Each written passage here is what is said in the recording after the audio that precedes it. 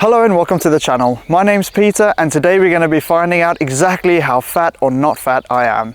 Starting off with, we're going to be looking at my physique, then we're going to be going on to body fat impedance scale, so body fat scale, then we're going to be going on to skin calipers, so body fat pinching, and from there we're going to look at the Greg Doucette laser eye method by looking at some of Greg's subscribers, what he says their body fat is, because let's be real, he is the gold standard, the MRI means nothing, and then from there we're going to be comparing myself to those and trying to find out where I sit. Before we get into any of the instrument testing, let's actually take a look at my physique. When I started, so on the left we've got from week 1, this was at the end of my first week of cutting in January, I estimated that I was between 15 and 17% body fat, so let's call it 16%. You may or may not agree with that, but I didn't do any tests. My body fat scale tended to agree with me there. And then on the right we've got week, I don't even know how many now, probably around week 13, the week of the 9th of May 2024. And this is what I would like to test my body fat. So you can clearly see the differences looking at the abdominals, because let's be real, that's where everyone looks. You can see I'm a lot leaner through the abdominal region, and for me that is one of the regions I store the most fat on. So abdominal and just under my shoulder blades, which is quite common for most men, and lower back a little bit. We can see the legs are leaner, we can see the vascularity in the arms is better. There's even some vascularity coming through the abdominals. We can see the vascularity in the calves. And I don't know if you can see it, but I think if I look hard enough, I'm pretty sure I can see some hamstring separation, which would be absolutely insane. All right, so let's go on to body fat testing. Number 1, the magnetic impedance scale, so your body fat scales. I don't actually think this uses, I think they're using an algorithm within the scales app personally, just because of how way off it is. So starting off on the 10th of January, I weighed 85.2 kilograms with a BMI of 25.4, because I'm roughly 6 foot tall, I'm 183 centimeters. The scale reckoned that I had 13.29 kilograms of body fat and a percentage of 15.6%. Fat-free mass was 71.91 kilograms. Going further down into the skeletal muscle, it said I had 54.5% at 46.43 kilograms and muscle mass at 80.2% at 68.33 kilograms. And that's all we're going to really look at. You're welcome to look at everything else. It's all up on the screen. You can pause it now if you like. Fast forward to Sunday this week, I weighed in at 78.05 kilograms with a BMI of 23.3, a body fat of 13.9%, and that was at 10.85 kilograms. So I haven't dropped that much in terms of body fat percentage over the course of 13 weeks. All right, so looking at that, I tend to disagree with the results. I hope I haven't lost that much muscle mass and only lost that small amount of body fat, in terms of like 2%, which is not great, but I think I've dropped a bit more. Let's go on to the skinfold calipers to see if I was right or if I was wrong. All right, so we've got our assistant Kirsty here to do the skin folds, so this should be interesting. I did look at some research as to how important the tester is, and in women it seems that the tester, an experienced tester, gets much more accurate results than an inexperienced tester, i.e. a student, but in men it's really similar, so there's no statistical difference between a student and then like a really experienced caliper tester. So we're happy to use a student for this. I've spoken her through the tests, so we should be all right. What we've done off camera is we've measured up and we've drawn the summer 7 spots. So we've got 2 centimeters from your belly button with a vertical fold. Then we've got 1 centimeter above your ASIS, so anterior superior iliac spine, so top of the iliac crest and up, that is a diagonal fold. Then we've got halfway between the nipple and the crease between your chest and your arm. You'll see skin folds there, and then that is a 45-degree angle. And then we've got in line with the xiphoid process, which is like the bottom of the sternum, going round midpoint, and that is a vertical fold. And then the ones I can't see, midpoint on the triceps, halfway between your acromion and your olecranon process, so the pointed bit in the elbow and the top of the shoulder. And then we've got subscap, which is roughly 1 centimeter down and inwards from the corner of your shoulder blade. You can see the bit pointing out, and that is a sort of angled fold, skin fold there. And then we've got the quad, which is marked up there, which is halfway between the top of the kneecap and the hip crease. And then we've got the calves, which is on the biggest part of the muscle, so sadly not much there, but the biggest part of the calves, and on the like midway on the medial aspect, and that is also a vertical fold. So that having been said, measuring done, let's get the fat testers out. So pinch, hold, squeeze, wait 2 seconds and read the number. And you must be flexing for this one. Try not to flex on camera, that's hard. Alright, let's go. And we will do each test 3 times. What do we get? Sort of 5.5? Yep. Yeah, we'll write that in. 5.5. Now, you don't do that 3 times in a row, you'll do all the tests and then repeat, repeat, repeat. So, go on to the next one. What are we getting? About 4.5. 4.5, nice. I'll take that any day.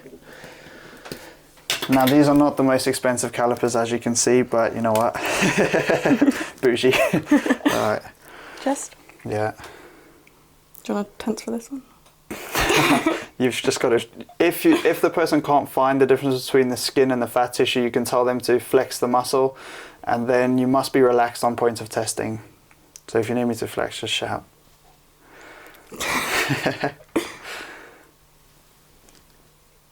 4. 4. What? I'm liking these low numbers, so 4. And then the auxiliary, you don't want to put your skin on a stretch, so you just rest the arm on the person testing. There we go. Taken from LA Tech. I'll link that video down in the description if you want to see a bit more detail on how to do it. 5. 5. Yep. This is where I tend to store some fat. 5. 5, or for arms, that's quite fairly high. Subscap, this will be my highest one. Whenever I did skinfold testing at the academy when I played cricket, this was always the highest one. We'll get some close-ups for you guys after this when we do the other tests. 9. 9, well I'll take 9, that's not terrible. And then quadzillas, I think this one you do just in standing. 6. 6. And then the calves, you got to have your Captain Morgan pose ready. And then relaxed. 5. 5, nice. So that gives you the sum of 7, and then you use the website, which I'll also link in the description, which has its calculator. 5.5. Quick reading. You mean turn a bit.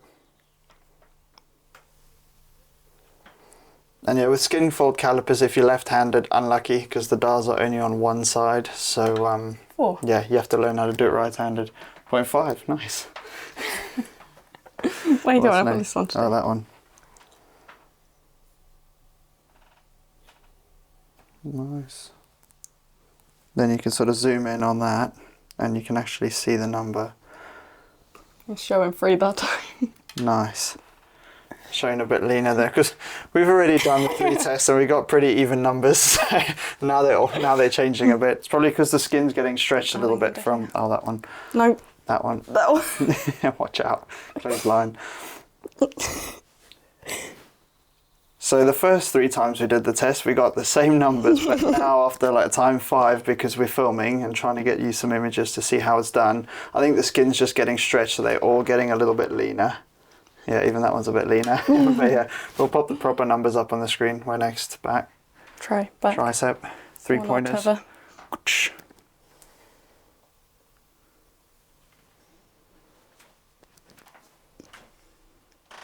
one's still 4. Nice. Oh, you bugger. Back.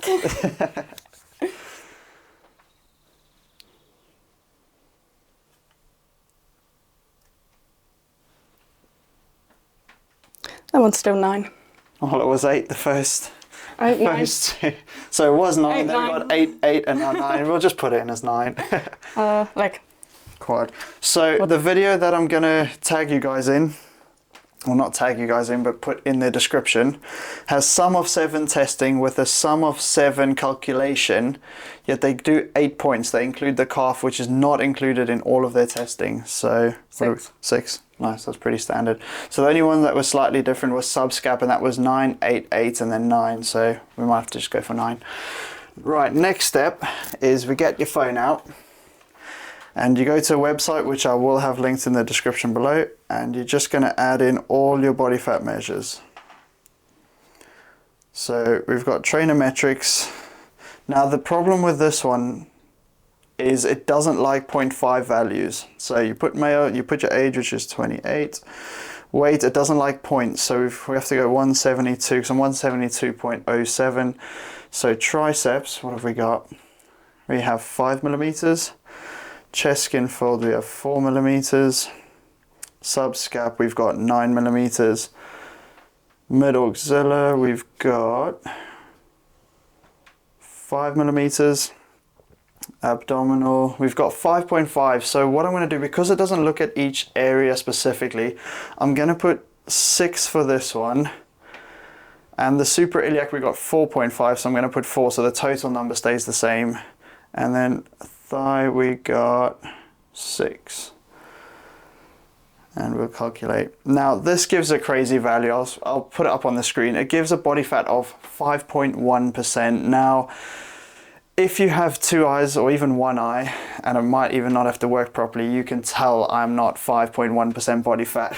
Yeah, it still jiggles. So yeah, 5.1% body fat is mind-blowingly shredded. Like, that is competition bodybuilder on stage, on PEDs, absolutely mind-blowingly shredded. What we'll do, because the scale's giving me 14.1 or 13.9, roughly 14, the skin folds are giving me 5.1, which is absolutely ridiculous. Let's try test out Greg Doucette's laser eyes by comparing myself to some fitness influencers that he's looked at, and some of his followers who have written into him.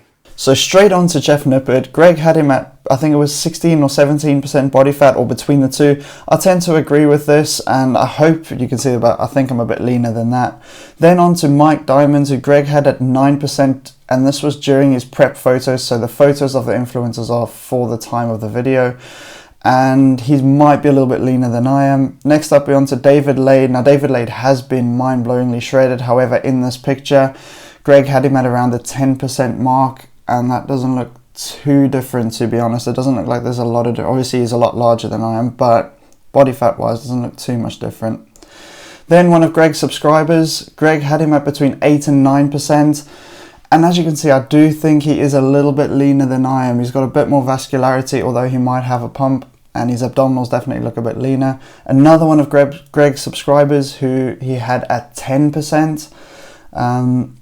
It's touch and go here, I think. He's got a deeper ab crevice, but I might be slightly leaner through the shoulders and maybe chest area. Legs, he's got really lean legs, but then my legs also fairly lean. I wouldn't say there's a huge difference here, to be honest. Both flexed, and then he does go to the hamstring pose, which is coming up. In the hamstrings, now he's got bad lighting, no flex, but I do think my calves and hamstrings are a little bit leaner than Greg's subscriber. So Greg had this guy at around 10% body fat. So again, I'm probably in that vicinity, to be honest. I do think his upper back might be a bit leaner than mine, although it's really hard to tell. He's got a bit more vascularity, but it's really difficult to tell. He might have a bit more leanness. Again, he's not posing too well, and neither am I. Neither of us are pro bodybuilders. Then we're on to Gregor Gallagher, who Greg had at 9% body fat. Now, I don't know if Greg's just not flexing his obliques by breathing out, but he doesn't seem to have much oblique activation, and I would say I'm roughly there.